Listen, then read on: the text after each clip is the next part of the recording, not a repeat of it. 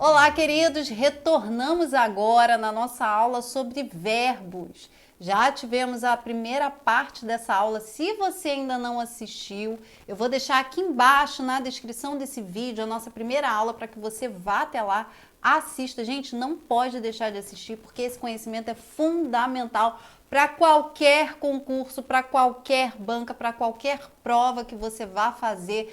Para você que está estudando nesse momento e precisa ter um conhecimento sobre verbos, essas videoaulas serão fundamentais aí para você conseguir se resolver bem, tirando suas dúvidas, tudo explicado nos mínimos detalhes e de uma forma bastante objetiva para que você realmente consiga resolver aí a sua questão, para que a gente consiga, né, de forma bastante cirúrgica, auxiliar você aí nos seus estudos, na sua caminhada para o concurso também. Então vamos lá, pessoal, a gente está analisando aqui, começamos a analisar na primeira aula os modos verbais e agora, nesse segundo vídeo, nós vamos mergulhar no modo indicativo. Então, se você ainda não se inscreveu no canal, vá aqui embaixo, se inscreva, ative as notificações, porque a gente está em uma sequência de aulas. Se você não ativar as notificações, você pode perder alguma parte desse conhecimento que é essencial aí para você. Então vamos lá, o modo indicativo, como a gente viu na última aula, o modo indicativo é aquele que expressa certeza, né? E a gente tem aí, no modo indicativo, algumas formas do falante se referir ao passado e ao futuro. O modo indicativo expressa certeza, os tempos verbais são só 3, como nós vimos no vídeo anterior, passado, presente e futuro. Nós não temos tempos diferentes desse. O que nós temos é a forma do falante se expressar com relação ao passado ou ao futuro. E isso aí, né, nós vimos, e eu até destaquei para vocês na aula passada, é a forma com que o falante se refere ao passado ou ao futuro é chamado de aspecto verbal. Então, o que vai mudar é o aspecto com que o falante se dirige ao passado, a algo que aconteceu no passado, a forma com que o falante vai se dirigir ao futuro. Então, vamos lá. Vamos analisar o seguinte, nós temos aqui, o primeiro tempo verbal do modo indicativo é o presente. O presente, ele normalmente não nos traz dificuldades. Como a gente costuma dizer, o presente é realmente um presente. Por quê? Porque é o verbo conjugado exatamente no tempo em que falamos, né? No momento em que eu falo, olha o verbo que eu uso, que eu falo com vocês, o verbo é conjugado. Então, olha o verbo falar, eu falo, né? Então, se vocês observarem, aqui a gente tem o verbo cantar, que eu coloquei aqui para vocês.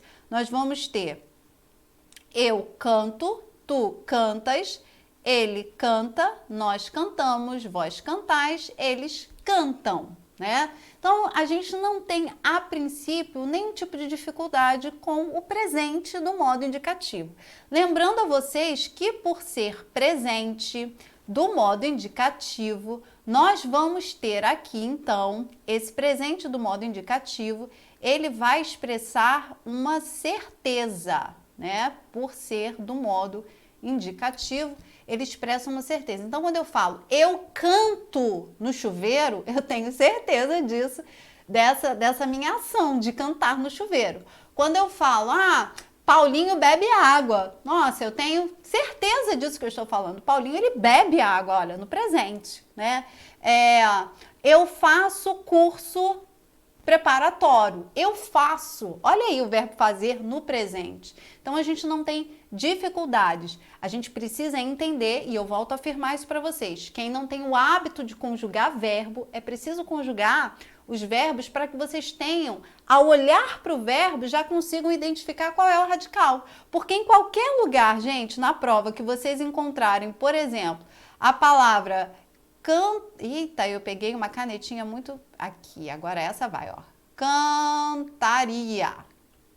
Ó, se eu conjugo o verbo, e tem lá na minha prova o verbo, né, conjugado, nesse modo, nesse tempo, nessa pessoa, eu já sei que o cante, ó, cante é o meu radical, certo? E uria, por conjugar verbo, eu já sei que desinência é essa, que modo e tempo é esse que o cantaria traz para mim. O cantaria é o futuro do pretérito, né? Futuro do pretérito. Nossa, professora, como é que eu faço para eu saber isso só de olhar? Gente, não tem mistério. É só conjugar verbo. O exercício de conjugar verbo, de conjugação de verbo, vai te dar o conhecimento que você precisa, vai te habilitar a olhar um verbo e saber exatamente qual é o radical e qual o modo e tempo verbal que aquela desinência está trazendo para você. Tudo bem? E aí nós partimos então para o pretérito, né? O pretérito que tem aí no modo indicativo essas duas formas de se apresentar. Ele vai se apresentar como pretérito perfeito e como pretérito imperfeito. E aí, gente, o que eu venho trazer para vocês aí que pode auxiliar vocês nesse conhecimento, né? Bem, o pretérito perfeito, ele vai ser, a conjugação dele é essa que vocês estão observando aí, ó. Eu cantei, tu cantaste, ele cantou, nós cantamos, vós cantastes, eles cantaram, né? Então, conjugando, eu já sei que o ei, por exemplo, é a primeira pessoa do singular do pretérito perfeito. Tem esse final, ei, né? Diferente do pretérito imperfeito que vai ter o ava. Eu cantei, eu cantava. Ai, professora, mas agora eu pirei.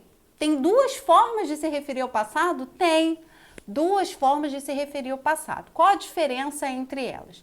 É que no pretérito perfeito, quando eu falo, por exemplo, eu cantei, vou colocar aqui, ó, eu cantei.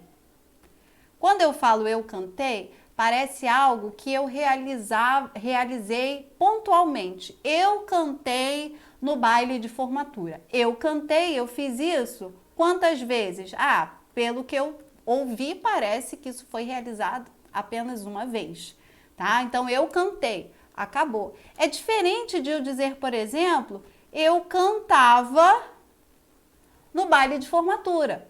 Quando eu falo eu cantava no baile de formatura, parece algo que era realizado com alguma recorrência.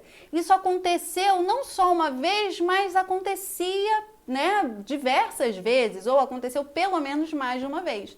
Então eu tenho aí como elemento semântico, ou seja, como o sentido do pretérito perfeito, como sendo aquilo que eu realizei uma vez ou que eu não realizava com frequência.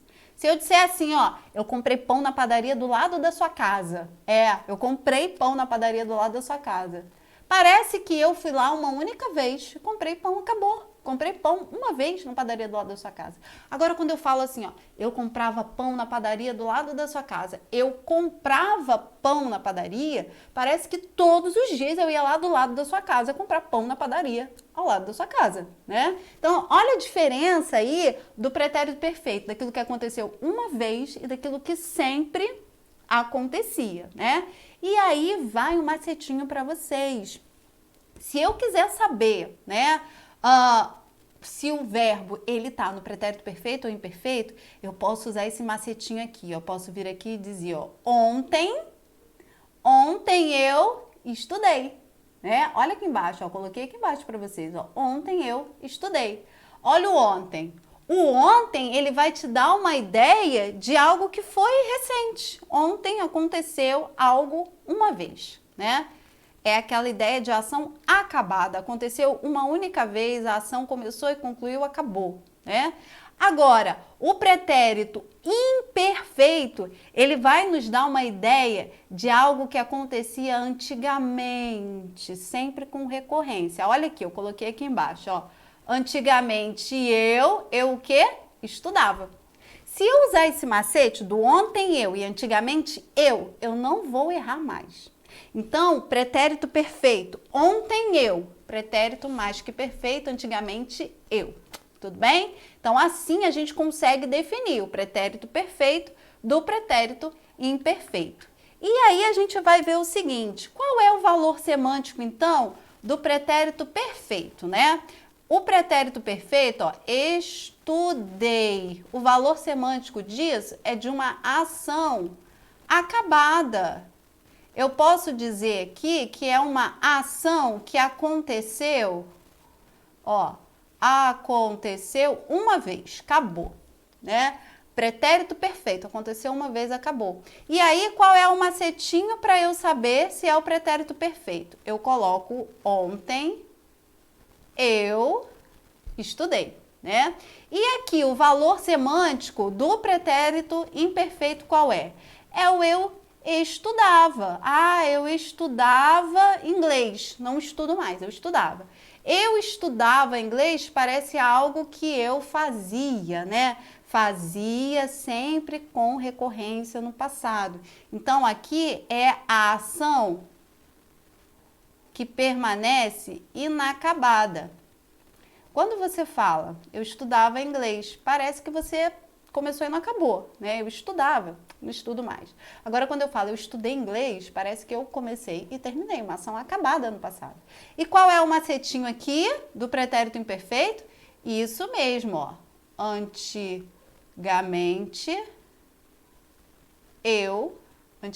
eu o quê? Estudava, né? Então, a gente tem aí a diferença entre o pretérito perfeito para o pretérito imperfeito. Chegamos assim, pessoal, no pretérito mais que perfeito. E aí, sempre surge aquela dúvida. Ah, meu Deus, mas já tem um pretérito que é perfeito, já tem um pretérito que é imperfeito, e agora esse mais que perfeito? Bem, como o próprio nome dele traz pra gente, ele é o pretérito mais que perfeito, né? O pretérito mais que perfeito é aquele que vai ser relacionado ao pretérito perfeito, né? Só que ele está se dizendo mais que perfeito. Essa relação com o pretérito perfeito existe. Guardem ela aí, que daqui a pouco a gente vai analisar como é que essa relação se dá. O que a gente precisa entender é que o pretérito mais que perfeito, ele vai estar expresso aí na língua portuguesa de duas formas, na sua forma simples e na sua forma composta. Na forma simples, que é essa aqui, ó, que a gente observa aqui, ó, a sua forma simples é formada por apenas uma palavra. E a forma composta vai ser formada por duas palavras, né? É o verbo ter e haver, mais o particípio da ação verbal, né? Nesse caso aqui, a ação, particípio, a ação aqui é do verbo cantar. Então, a gente vai ter aí essas duas maneiras de encontrar o pretérito mais que perfeito.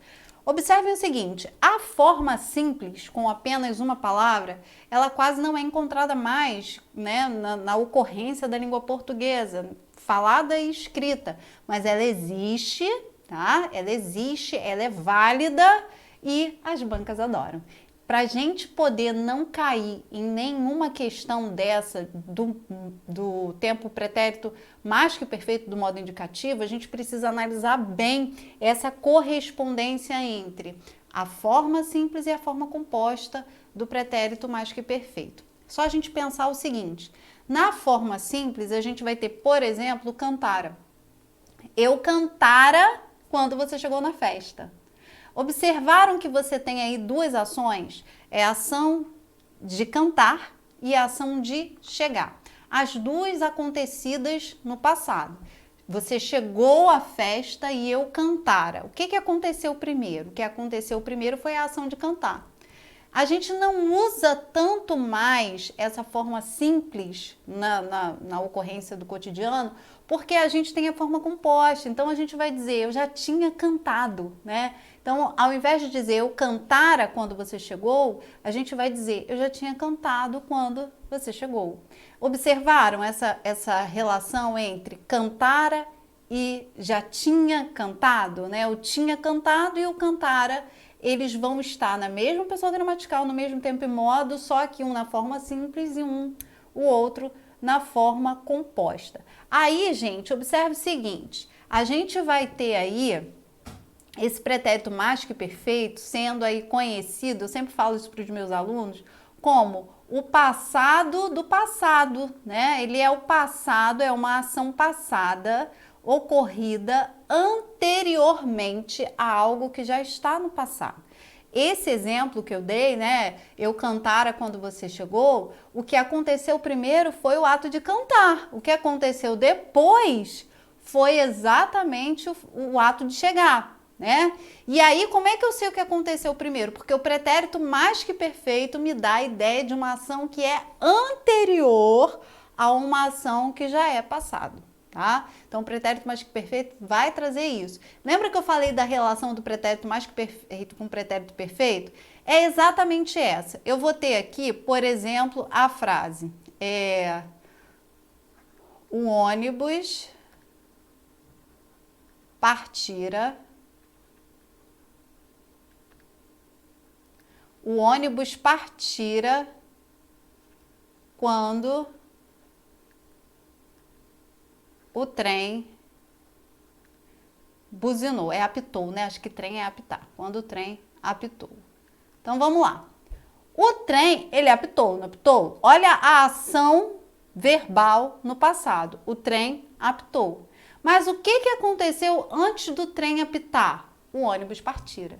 Então, ó, o ônibus partira quando o trem apitou.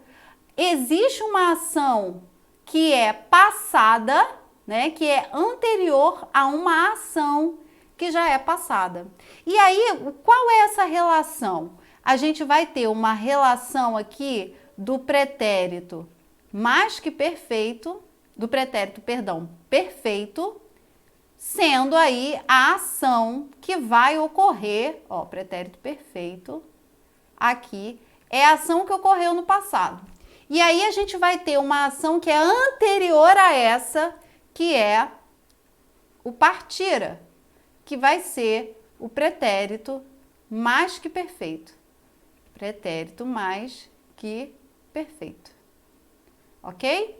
Então, essa é a relação. A gente vai ter uma ação no pretérito perfeito e a ação do mais que perfeito vai ser anterior a essa ação do pretérito perfeito. Por isso que ele é chamado de mais que perfeito. Por isso que ele é chamado mais que perfeito, quer dizer que ele é mais antigo, ele é anterior ao pretérito perfeito. Por isso é o passado do passado.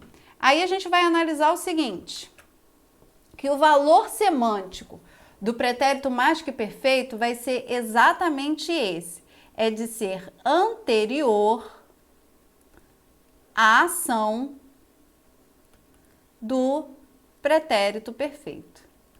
Então, o pretérito mais que perfeito é anterior à ação do pretérito perfeito. Vamos analisar o seguinte, voltar no slide anterior para a gente analisar o seguinte. Como é que as bancas cobram? Eu falei para vocês que as bancas vão cobrar aí essa transposição da forma simples para a forma composta. É o que as bancas normalmente vão trazer aí. Então, você tem lá, ó, nós cantáramos, né? Nós cantáramos. Tem lá uma questão com, nós cantáramos durante todo o período. E vai pedir para que vocês façam uma relação, né? Qual a opção verbal mantém o mesmo sentido, o mesmo tempo verbal, a mesma pessoa. Aí tem lá uma série de verbos e entre eles vai ter lá por exemplo, havíamos cantado, né? Então, vocês têm o nós cantamos sendo substituído pelo havíamos cantado. E aí pode ser o tínhamos cantado, havíamos cantado, né? Sempre sabendo que o verbo ter é mais coloquial e o verbo haver, ele é mais formal, né? Se você estiver escrevendo, você vai sempre optar pelo verbo haver, né? Na fala a gente usa muito o verbo ter, mas na escrita a gente vai fazer essa opção pelo verbo haver, tudo bem? E aí nós temos então esse valor semântico, né, do pretérito mais que perfeito ser anterior à ação do pretérito perfeito. Gente, não esqueçam isso, tá? A gente vai ter essa relação dessa transposição da forma simples para a forma composta, né? Então, a questão pode dar a vocês uma forma composta e pedir para que vocês vejam qual manteria ali e te dar a forma simples do verbo para você poder alternar ou vice-versa, ok?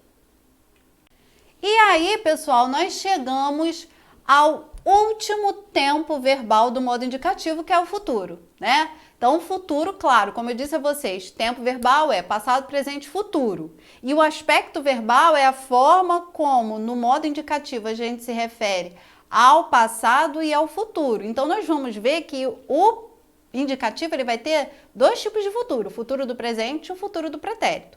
Vamos observar aqui qual é a principal característica desse futuro do presente. O futuro do presente, ele vai ter aí vai trazer pra gente uma noção de uma ação que vai se realizar a partir desse momento que a gente está, a partir desse presente. Então, a gente se projeta nessa ação que vai acontecer no futuro, aqui, de onde a gente está. Do presente, a gente se projeta no futuro. Então, a gente vai dizer, por exemplo, ó, eu cantarei na festa amanhã, eu viajarei amanhã, eu estudarei na Universidade Estadual do Rio de Janeiro, eu estudarei na Universidade Federal de Brasília, né? Enfim, Universidade Nacional de Brasília. Enfim, a gente tem aí, na verdade, uma forma de se projetar no futuro a partir daqui, do presente. Aqui, no futuro do presente, a gente também usa muito a forma composta, né? Que ela é mais coloquial. Mas o futuro do presente, diferente do pretérito mais que perfeito, ele tem uma ocorrência ainda muito grande da forma simples, né, na língua portuguesa de uma forma geral. Na fala, na coloquialidade, é que a gente sempre prefere, né, a forma composta. Então, a gente vai dizer, por exemplo, eu cantarei, eu vou cantar, né, o que a gente normalmente vai usar, eu vou cantar, sempre com o verbo ir. Eu vou cantar, eu vou vender, eu vou estudar, eu vou falar, né? Então, a gente usa a forma composta, mas na escrita, na norma culta, a forma simples ainda tem bastante influência, bastante peso. Por isso que é importante a gente conhecer a forma simples. Por usar muito a forma composta, a gente acaba não dando muita vazão, muito lugar à forma simples, mas ela existe e as bancas cobram, tá? Então vamos lá, como é que fica? Eu cantarei, tu cantarás, ele cantará.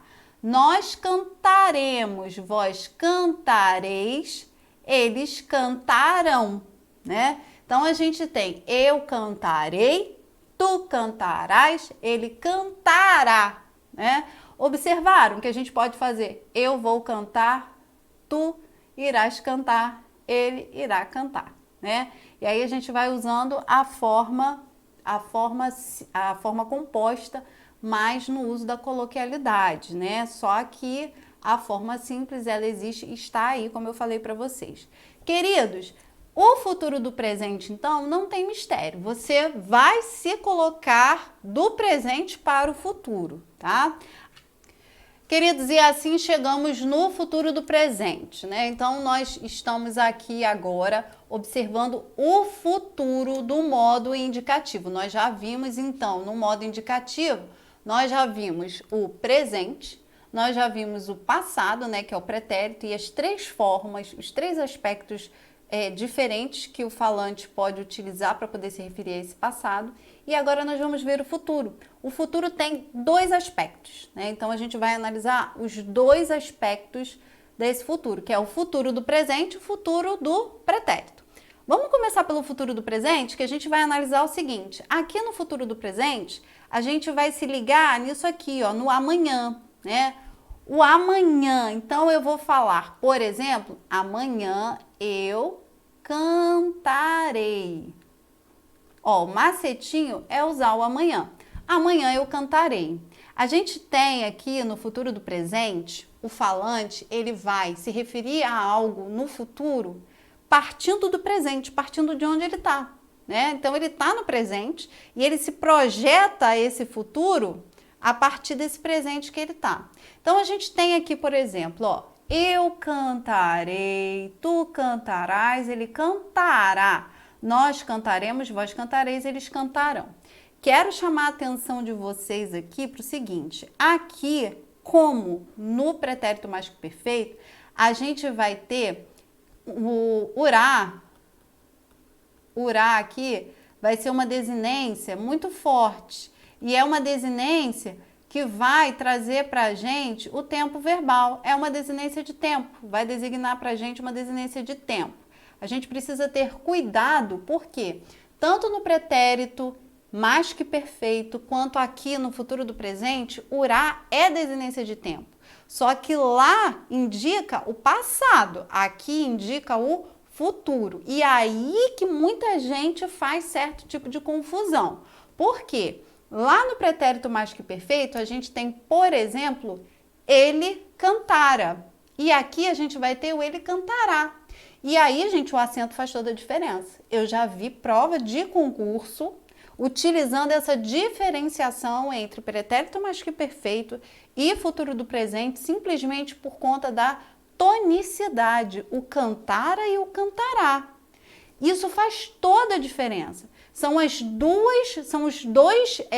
dois momentos entre o pretérito imperfeito e o futuro do presente que a gente precisa observar o cantara, do ele cantara, e do eles cantarão. O que acontece, gente? Vou colocar aqui, ó, ele cantará, eles cantarão. Isso aqui vai ser futuro. Olha só, acento é futuro, tá? Aotil é futuro. Pasmem vocês, tem muita gente que não consegue. Pasmem vocês que eu tô falando, levando em consideração a galera que já está aí numa caminhada já de estudo da língua portuguesa há muito tempo. Para quem está começando agora, para quem está iniciando seu caminho agora, isso é completamente normal. E você realmente está aqui para poder saber fazer essa distinção, tá? O cantará, tem muita gente que confunde o cantará com o cantara, acha que é a mesma coisa. Gente, sem acento, vou até trocar de cor para não fazer confusão. Olha só, cantara e cantaram é pretérito, tá? Isso aqui é pretérito. Isso aqui é passado, é pretérito mais que perfeito, tá? Para a gente poder ter aí, então, um futuro, a gente tem que ter a acentuação, cantará. E a gente tem que ter o aotil na terceira pessoa, o cantarão, ok? Para a gente não ter nenhum tipo de problema, para fazer bem essa distinção. Tudo bem? Aí eu vou apagar aqui, para não fazer confusão aqui do pretérito, tá? Porque eu quero que vocês observem o seguinte. Normalmente, a gente usa o futuro do presente, ele vai ter também uma forma composta. Assim como o pretérito mais que perfeito, o futuro do presente também tem uma forma composta, né? E que a gente usa muito na coloquialidade, né? Na fala a gente usa muito. A gente sempre diz, no lugar de eu viajarei, eu vou viajar, né? A locução verbal, o verbo ir mais o verbo. Né? Então, eu vou viajar, eu viajarei. Eu vou estudar, eu estudarei. Eu vou pensar, eu pensarei. Por isso que é tão importante a gente fazer a conjugação verbal, porque escrevendo o verbo, a gente sabe exatamente que desinência é de cada modo e tempo verbal. Eu tenho falado, tenho repetido isso, porque isso é muito importante, tá? E aí a gente também consegue entender essa questão da forma simples e da forma composta.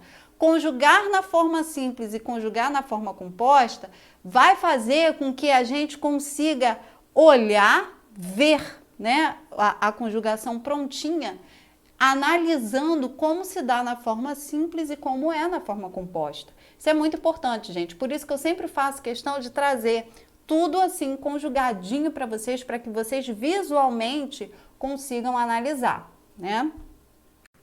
E aí a gente vai ter o valor semântico do futuro do presente. Qual é o valor semântico, então, do futuro do presente? O valor semântico desse futuro do presente é sempre utilizar o amanhã, porque esse amanhã vai fazer com que a gente conjugue o verbo da forma correta. Então, amanhã eu estudarei, ok? É a mesma coisa de dizer amanhã eu vou estudar. Olha a forma composta, né? Eu vou estudar. Observem que a forma composta vai se dar com o verbo ir mais o verbo no infinitivo. Ok? A gente tem aqui também um vídeo preparado especialmente para explicar a você bastante detalhes sobre as formas nominais do verbo, especificamente o verbo no infinitivo, né? Te convido também a assistir essa videoaula que é muito importante. E aí nós vamos então para o futuro do pretérito. O futuro do pretérito já vai sinalizar para a gente uma outra direção.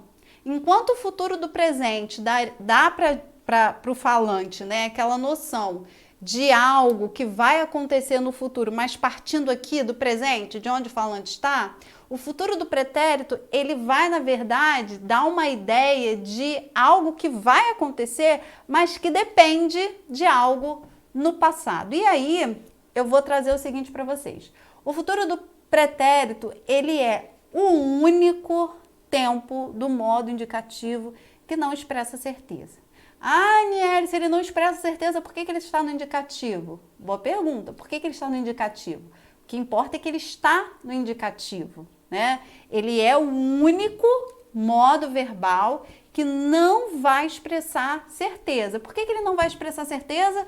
Porque ele vai depender de uma ação no passado. Por isso que ele é futuro do pretérito. Vamos analisar o seguinte. Um macetinho para a gente poder entender esse futuro do pretérito é a gente usar aí o termo se eu pudesse, meu dinheiro desce, né? Se eu pudesse, e aí você completa, o que você for completar vai ser com o futuro do pretérito. Observem o seguinte, gente, esse se eu pudesse, ó, se eu pudesse. Isso aqui a gente vai ver daqui a pouco que já é uma expressão do pretérito imperfeito do subjuntivo. Então, olha essa relação de hipótese, de algo hipotético, né? O futuro do pretérito, ele vai se ligar ao pretérito imperfeito do subjuntivo, né? Ele também vai trazer uma dúvida, mas ele está no modo indicativo. Então, a gente tem que saber que o futuro do pretérito, ele é o único tempo verbal que não vai expressar certeza no modo indicativo, porque ele se relaciona diretamente com um tempo verbal do pretérito imperfeito do subjuntivo. E o subjuntivo, que é o modo verbal que expressa incerteza. Tudo bem? Então, vamos lá. A gente vai ver o seguinte, ó. Se eu pudesse, eu cantaria. Se eu pudesse, tu cantarias. Se eu pudesse, ele cantaria. Se eu pudesse, nós cantaríamos. Se eu pudesse, vós cantarias. Se eu pudesse, eles cantariam. Então, observem aí que a gente vai ter sempre a ideia da hipótese, da dúvida. É se eu pudesse, né? Vamos dar aqui um exemplo simples. Se você soubesse, teria me avisado. Olha só, se você soubesse, teria me avisado. Então, olha esse teria. O teria aqui é futuro do pretérito. E é futuro do pretérito do modo indicativo. Ele se relaciona diretamente a uma ação do pretérito imperfeito do subjuntivo, né? Então, observem... Ih, me avisado, coloquei aqui a setinha para a palavra errada. Deixa eu apagar aqui para não confundir vocês. Ele vai se relacionar diretamente aqui, ó, teria, vai se relacionar ao imperfeito do subjuntivo. É como se você pensasse assim, ó, pensa aqui comigo. Olha o se, a ideia da incerteza. Se nós tivéssemos pensado nisso antes, ó, se nós, é uma hipótese, se nós tivéssemos pensado isso antes, olha como é que está no passado, uma hipótese no passado, não teríamos cometido o erro. E aí, ó, não teríamos já é o futuro do pretérito. É como se você tivesse um pretérito imperfeito do subjuntivo e lá naquele pretérito imperfeito você já pensasse num futuro a partir dele. Daquele pretérito que é uma incerteza, você pensa num futuro que também é incerto, tá? Então, essa aí, gente, é a relação do futuro do pretérito. É por este motivo que ele expressa incerteza. Ele expressa incerteza porque ele precisa estar ligado a um verbo do imperfeito do subjuntivo. E o macete para a gente saber se ele realmente está no futuro do pretérito é usar sempre o se eu soubesse. Então, usou se eu soubesse, depois dele vai vir um verbo no futuro do pretérito, ok? E aí, pessoal, o que a gente tem como valor semântico desse futuro do pretérito? A gente vai ter, na verdade, essa ação, que é uma ação futura, mas ela é uma ação futura de um passado e não de um futuro aqui do presente. Ela é uma ação futura do passado. É uma ação que está presa a um passado que ainda é um passado hipotético. Não é um passado que tem uma certeza. Gente, assim a gente finaliza aqui o nosso conhecimento, né? Essa nossa análise, essa nossa revisada aí sobre o modo indicativo. Finalizamos aqui o modo indicativo. Eu convido você para o próximo vídeo. Nós vamos ter no próximo vídeo agora o modo subjuntivo que vai complementar esse conhecimento. Inclusive, nós vamos lá retomar algumas coisas do futuro do pretérito aqui que nós vimos aqui, tá? E também vamos analisar o modo imperativo. O modo subjuntivo é muito curtinho, ele tem apenas 3 tempos, o modo imperativo também é muito curtinho, nós temos aí o próximo vídeo, ele é uma síncope, né, desses dois modos verbais, para a gente poder finalizar, então, essa parte de morfologia verbal. Eu aguardo vocês no próximo vídeo. Beijo!